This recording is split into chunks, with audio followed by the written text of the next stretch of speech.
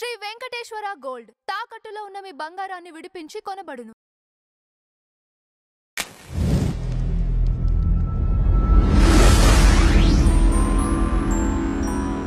చంగూర్ బాబా సుమారుగా 500 కోట్ల రూపాయలు ఇది మత మార్పిడికి సంబంధించి విన్నానండి. యూపీలో లవ్ జిహాద్ అదే ఆల్మోస్ట్ 500 కోట్లు ఏమో 120 కోట్లు ఇతర దేశాల నుంచి రావటం. అవును, ఈయన మార్పించడం అనమాట మత మార్పిడి చేయటం. ఇప్పుడు చాలా మంది ఏమంటారంటేనండి, హిందువులు ఎప్పటి నుంచో ముత్తుకుంటున్నాం, బాబు దీని పేరు లవ్ జిహాద్ అని ఒక పేరు పెట్టాం.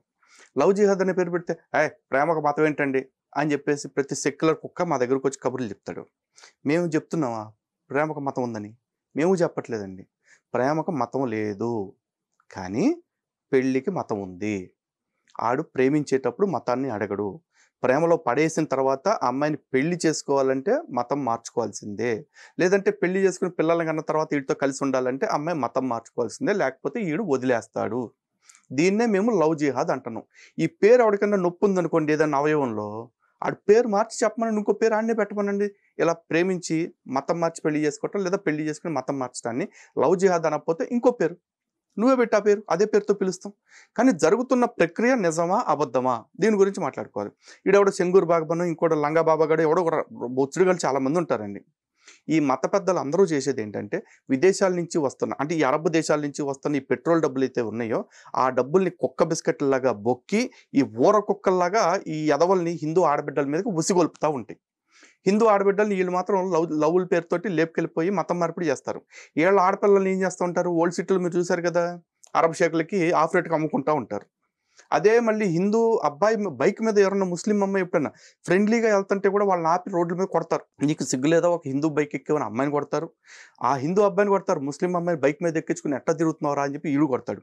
ఈ దేశంలో మత సామరస్యం ఉండాలంటాడు ఈడే. మత సామరస్యం అంటే బైక్ మీద ఒక అమ్మాయి ఎక్కితే తప్పు చేసినట్టేనా? హిందువుల మీద దాడి చేస్తారా? మరి ఈ 500 కోట్లు సంపాదించాడు అంటున్నారుగా, ఈ డబ్బు అంతా ఎక్కడి నుంచి తెచ్చాడండి, ఎందుకు తెచ్చాడు? చెప్తున్నాం కదా, బ్రాహ్మణ ఆడపిల్లల్ని ఎత్తుకొస్తే ఎంత, క్షత్రియ ఆడపిల్లల్ని ఎత్తుకొస్తే ఎంత, ఓసీ ఆడపిల్లల్ని ఎత్తుకొస్తే ఎంత, బీసీ ఆడపిల్లల్ని ఎత్తుకొస్తే ఎంత, ఎస్సీ ఆడపిల్లల్ని ఎత్తుకొస్తే ఎంత అని చెప్పేసి రేట్లు గట్టి ఆడపిల్లల శీలాలకి, ప్రాణాలకి, మానాలకి మత మార్పిడి చేస్తుంది వీళ్ళు, ఈ జిహాదీ ముండా కొడుకులు. నాకు ఇక్కడ ఇది యూపీలో కాబట్టి ఈ నేరం బయటకు వచ్చిందండి. ఇలా బయటికి రాని నేరాలు ఏపీలో, తెలంగాణలో ఇంకెన్ని జరుగుతున్నాయో కాదండి. వీళ్ళు ఇప్పుడు అనేది ఒక మతం మీద టార్గెట్ ఉండకపోవచ్చుగా. ఇప్పుడు క్రిస్టియన్ కూడా మార్చొచ్చుగా వీళ్ళు, లేదా వాళ్ళు వీళ్ళని మార్చొచ్చుగా. ఈరోజు కేరళలో అత్యధికంగా లవ్ జిహాద్కి గురైంది హిందూ ఆడబిడ్డల కంటే కూడా ఎక్కువ మంది క్రైస్తవ ఆడపిల్లలే. అసలు లవ్ జిహాద్ అనే పదం ఫస్ట్ టైం బయటకు వచ్చిన హాదియా కేసు ఏదైతే ఉందో ఆ కేసులో బాధితురాలు క్రైస్తవురాలు. కేరళ డీజీపీ కూతురు, కేరళ డీజీపీ అప్పుడైనా సాక్షాత్తు డీజీపీ కూతురు కేసులో ఈ లవ్ జిహాద్ వెలుగులోకి వచ్చింది. వాళ్ళు క్రిస్టియన్స్. మరి ఎన్నో జరుగుతా ఉన్నాయి. అదే నాకు డౌట్. పాము ఏదో సామెత చెప్తారు కదా, కొన్ని జంతువులు వాళ్ళ వాటికి పుట్టిన పిల్లల్ని తినేస్తాయి కొన్నాళ్ళకి అని చెప్పి సాకలేసి, ఈ బ్యాచ్ కూడా అంతే. ఇప్పుడు ఇస్లాము, క్రిస్టియానిటీ రెండు ఒకే తండ్రి సంతానం, కానీ ఒకళ్ళనొకళ్ళని మత మార్పిడి చేసుకోవాలని చెప్పేసి ఒకళ్ళ మీద ఒకళ్ళు చాలా దాడులు చేసుకుంటారు. ఈ రోజు నాకు క్రూసైడ్స్ కానీ జిహాదులు కానీ ఫస్ట్ భారతదేశంలో మొదలవలేదండి, బయట దేశాల్లో జరిగినాయి. అందుకే కేవలం ఒక చిన్న దేశంలో పుట్టిన క్రైస్తవ్యం అనేది ఈరోజు 157 దేశాలకు పాకింది. ఒక చిన్న ప్రాంతంలో పుట్టిన ఇస్లాం అనేది ఈరోజు 57 దేశాలకు పాకింది. 57 మతరాజ్యాలుగా ఏర్పడేలాగా చేసింది. ఎలా ఏర్పడినాయి ఇవన్నీ కూడా? మతోన్మాదంతో మతాన్ని పెంచుకోవటానికి మన భేదం లేకుండా తన్నుకు చచ్చి అయ్యింది. క్రైస్తవుడు ఏమంటాడు, యేసుని నమ్మకపోతే పరలోకం లేదు అంటాడు. ఈ ముస్లిం ఏమంటాడు, అసలు మహమ్మద్ని అంతిమ దైవ ప్రవక్తగా అల్లాని దైవంగా ఒప్పుకోకపోతే నీకు స్వర్గం లేదు అని వీడు అంటాడు. ఇక్కడ వీళ్ళిద్దరూ ఒకే తండ్రి సంతానంగా, ఆ ఒకే తండ్రి ఆరాధించింది ఒకడే దేవుణ్ణిగా, ఆ ఒకడే దేవుణ్ణి నిజం చెప్పమానండి, ఈడిని నమ్మితే స్వర్గం, ఆడిని నమ్మితే స్వర్గం, ముస్లింని నమ్మితే స్వర్గం, క్రిస్టియన్ నమ్మితే స్వర్గం అని చెప్పేసి ఈడు చెప్పలేడు, ఆడు చెప్పలేడు. ఈడంటాడు నన్ను నమ్మితే కరెక్ట్ అంటాడు, అంటాడు నన్ను నమ్మితే కరెక్ట్ అంటాడు. ఏతావాత తేలింది ఏంటంటే ఇద్దరు కరెక్ట్ కాదు. ఇదే మాట మేము చెప్తున్నాం. అంటే హిందువులది కర్మ సిద్ధాంతం, జరిగేది కర్మ సిద్ధాంతం ప్రకారమే జరుగుద్దండి.